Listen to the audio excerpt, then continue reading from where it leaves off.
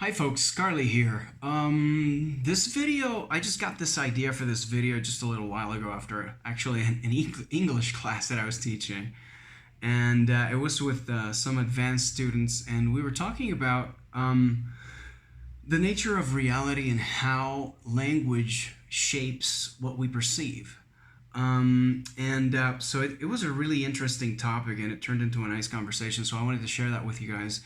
And the main thing of which is precisely what I just said, how language shapes the way that we see reality. Which begs the question, what is reality? In my opinion, what reality is whatever we perceive, and it can be different for different people, and that's why we have such variety in human life, right, in human experience. And a lot of that is defined and molded by the way that we think of it, right? So one thing is what is out there, and another thing is what I make of it, my experience of it, my reality about that reality. Yeah. It's what Alan Watts used to describe as the map versus the territory, right? The territory is what is out there, what is observable. And it can be something inside of me as well that I'm observing. And the map is the opinion that I have about that which I am observing. Now, language has a very, very important role to play in this whole process because thought is mostly composed of images and words, right? So we have a thought, so generally we have either an image or words about it or both, right? Usually it's both, and then those create the way we feel, and based on that whole thing comes our decision to act, and that's where our actions, our behavior comes from, and ultimately our habits when an action is repeated and becomes habitual, or well, to use a different word, automatic, right? And I've been thinking a lot about what we think about. So it's a good tip. Think about what you think about. Don't just think without observing what you're thinking, because it can really make a big difference between having a good experience or a bad experience, or maybe a bad experience and a not so bad experience.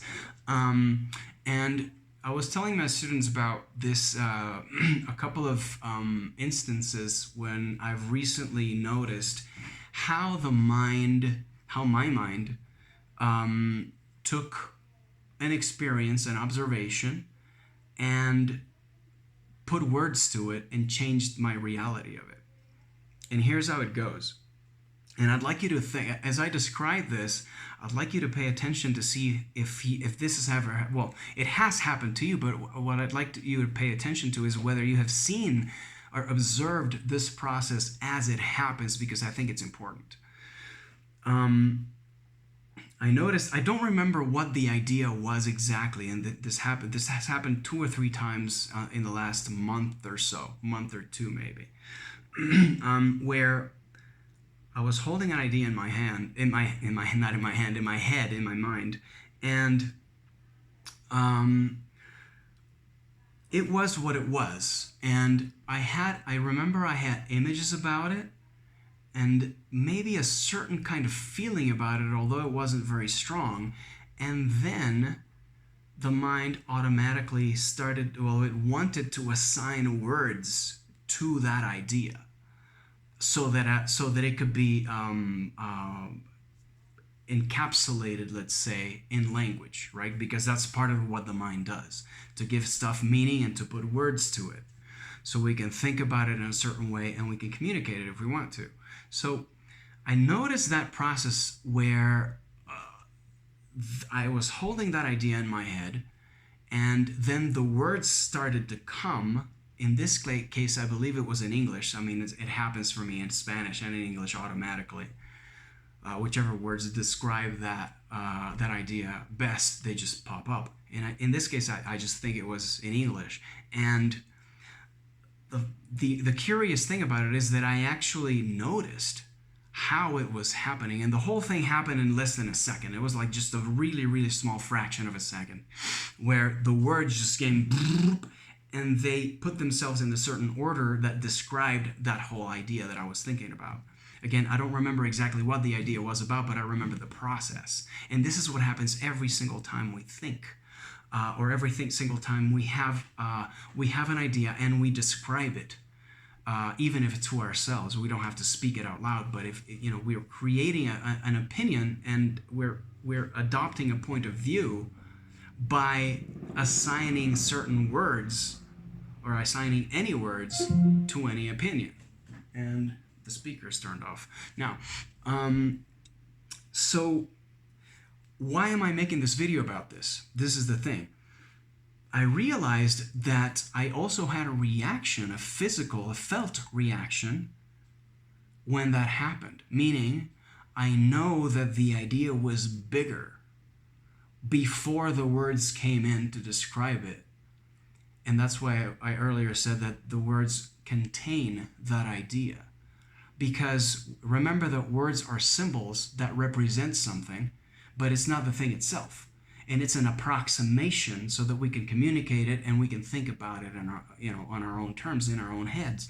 But the problem with this, and this in itself is not a problem, but one problem that can arise out of this process, especially if we take it unconsciously, if we're not aware that it's happening or how it happens, is that, and this is what I noticed, the idea was large, and then when the words came in, the idea got a lot smaller than it was.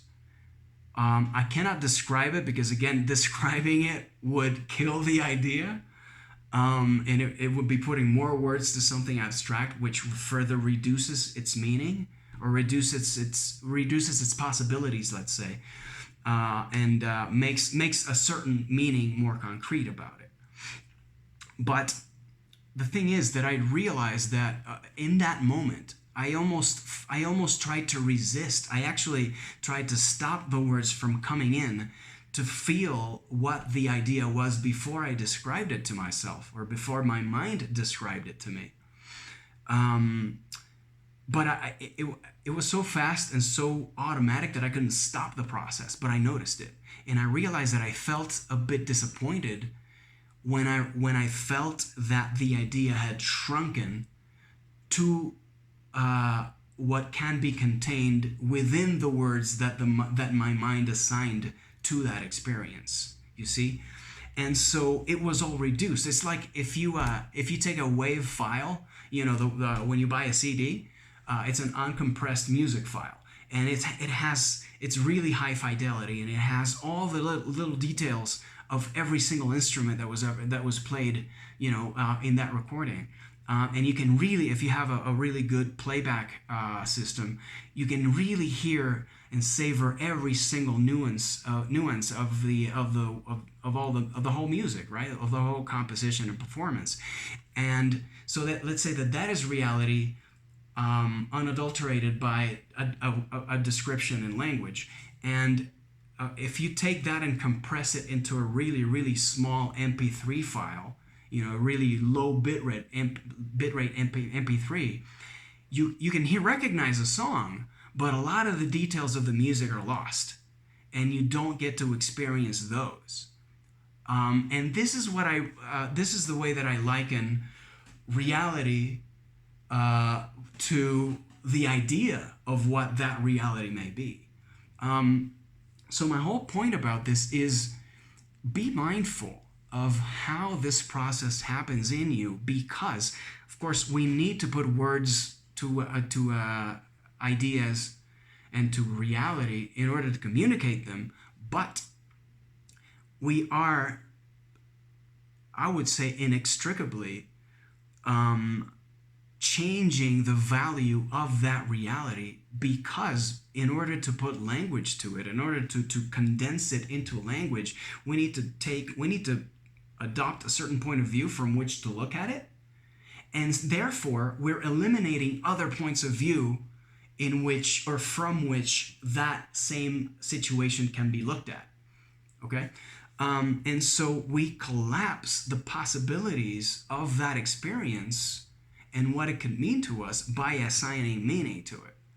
And so we limit ourselves, and this happens all the time, and we're a lot of times we're limiting ourselves because we say a certain idea, because we're married, let's say, to a certain idea or a certain way to describe an idea, and we're automatically shunning and excluding other possibilities for that same idea.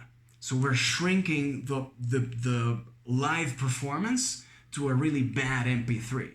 And that's the way that we're living, moment to moment. So my point is, I'd like you to look at, not think about, but actually just observe when you're actually putting words to an experience, whether it is to figure it out for yourself or if it's to communicate it verbally or written. Observe how it is that you're putting words to it, and observe basically what it is you're talking about, that the topic that you're thinking of. Okay, so is this topic really worth it? Is this worthy of my time and my attention? 1. 2, what words am I assigning to this? Yeah, because then that creates also the attitude. So what attitude am I looking at this from? Because words need a point of view. In order to describe something, you have to take a point of view about it. And therefore, and then you put words to it. And then, what attitude am I holding? And then what feelings am I feeling as a result of this image, of these words, of this attitude from which I am looking at this, right? And then the resulting feeling is the physical reaction. And then sometimes we feel bad about it. Sometimes we feel good about it. A lot of times we feel bad about stuff that we don't really need to feel bad about. But it's faulty thinking, and we're compressing that reality into a bad MP3 rather than finding another way to communicate it and to think about it. And therefore, from all of this whole process then comes our choice to act. And so our behavior is based on that feeling, on that attitude, on those words. So pay attention to what you're thinking about. So basically think about what you think about after you observe it and assess whether this is worthy of me. Is this the highest point of view that I can adopt about this particular thing? Or can I do better? Is there a better way for me to look at this that can help me get through it a little better? This is a much deeper topic, but I just wanted to bring that to the video is already a lot longer than I expected. I hope you've stayed long enough to get the point. But comment below. I'd like to know what you think about this and whether you've noticed this happening, and whether this is helpful, because I think it's key in finding out how it is that we create the reality that we perceive, and therefore the reality that we communicate. And that's the reality that comes back to us, because that's what we're putting out. So life is like a boomerang, right? You throw it out there and it comes back to you. So observe, assess it, and I'd love to hear or read about it if you're willing to share it. So I hope this is useful to you, and hope to see you soon.